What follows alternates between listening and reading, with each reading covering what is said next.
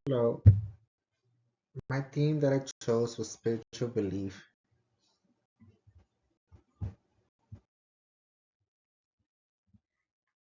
I believe religion has a great influence on our art to this day. Through art, we create different forms like paintings, churches, temples, even arts that we can put on ourselves, like pendants or tattoos. We try to use them to connect ourselves to God or our ancestors or the deities that we choose, though. Like the Maori people believe that we as individuals have an essence called mana, which is kind of closely related to the essence of God, or so said deity.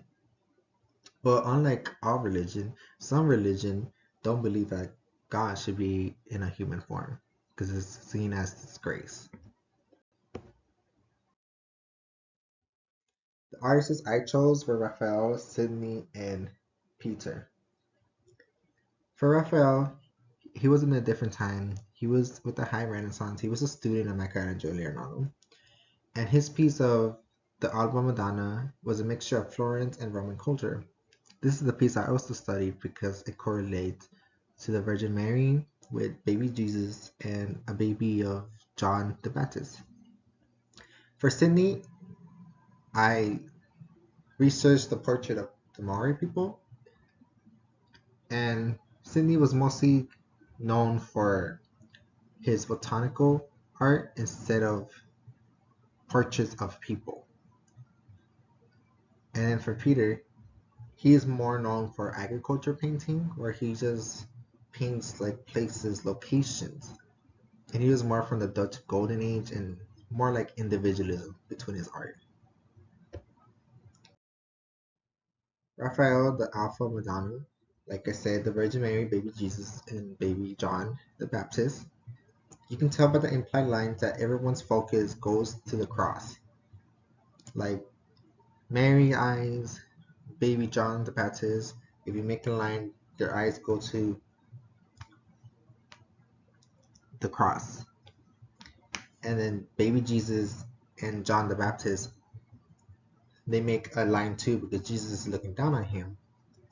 And we can tell that by Raphael making baby Jesus nude, that he is presumed as innocent, the good of humanity in a way.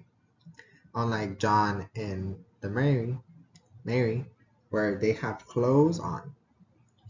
You usually think that baby Jesus and God should be painted in the heavens, but as Raphael believed that since baby Jesus came to be and have to endure pain and torture and be sacrificed in our name for our sins to be forgiven, that is more likely for him to be depicted on earth with his mother. And with holding the cross is him depicting that I'm taking responsibility for everyone's sin and I'm here to save y'all. You can also tell by the light color scheme. Because if it was more of dark color scheme, then you can tell like it wasn't good or anything. You were trying to depict Jesus in a bad name. And this art form is a dry medium. It's an oil painting from Italian Renaissance. The interior of Squire St. Bravo's church at Harlem was depicted by Pieter, the architect painter. You usually think that churches have pictures or sculptures of said god that that church worships, but this one is whitewashed, so it gives you more an individualism aspect of it. This piece also has a 2 point linear vanishing point because there's more than just vanishing point. Like on the bottom portion, the where the choir sits, the lines make come from the back to the front to create a spacious, like more whitish. And if you look from the ceiling, the lines from the corners on top by the windows, they also make a vanishing point where it makes it wider and like hollow in a way. And like there's a lot going on in this piece, but I believe that the focal point was the people because without it, then I wouldn't know where to focus. And if you really look at the piece and you cut it in half, and it'll be asymmetrical, but it's harmonious, like with where the choir sits, the ceiling, the the chandelier that's coming all the way down, and the people. It creates a harmonious aspect, and the proportions goes with everything. There's nothing more bleeding out than the other. And this is more like a smooth visual, because if it was in person, it'll probably be some rough patches and nothing would be smooth. Then we have Sydney, again the botanical artist. He depicted the chief of the Maori because he was so interested in the pattern of their tattoos that are on their face, the outfit, the pendants, the feathers. This is a wash drawing in liquid medium.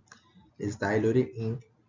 He uses a technique called chiaroscuro, and it's also an asymmetrical painting. You can tell by the pendants that they create negative spaces because of the faces that the pendants have. And this is more like a visual texture because, like again, his outfit looks like it's made out of hay or some type of leaves from a tree.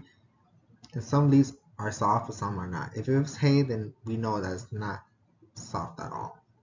And his hair looks like smooth as silk, which is probably not because hair has texture. And again, like I said before, the Maori people believe that our face, our head, is the most sacred and more close to being connected to our God, or the ability to connect to our God. So that's why they put that pattern in their faces to enhance their mana, yet again, to connect to God. I didn't research these in my research, but the Raphael School of Athens and Vato Chapel are kind of the same because when it comes to religion, the Greeks thought the gods were their saviors, their creators. So they created a school with a lot of portraits of each god. And they will learn for different philosophical aspects of the gods and see what they like, what they don't like, what you can worship, what you can offer in exchange for help and fortune. Unlike the Roku Chapel, which is like the church of San Bravo's choir interior, where like it's whitewashed, there really isn't anything depicting any type of religion or any type of God. It's more of you sitting there, meditating, and connecting to yourself, healing yourself, trying to connect to God. Because every time when we're in a bad place, we try to get it together, sit down, reflect, and ask God for help. We're not at the church, we're sitting down, we're reflecting and praying to our God to help us get out of this mess.